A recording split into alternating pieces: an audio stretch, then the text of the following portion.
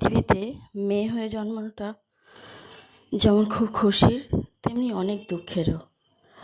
যেসব মেয়েরা বাবা মায়ের কাছে থেকে সংসার ধর্ম পালন করে তারা বেশ ভালোই থাকে, কিন্তু যারা সংসার করব বলে আসে শ্বশুর বাড়িতে তারা কিন্তু প্রচুর দুঃখী হয়ে যায়।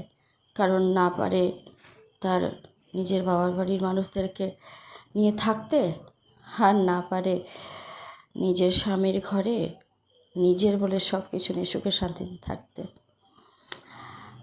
মেয়েদের এই জীবনটা বড্ড কঠিন, বড্ড কষ্টের।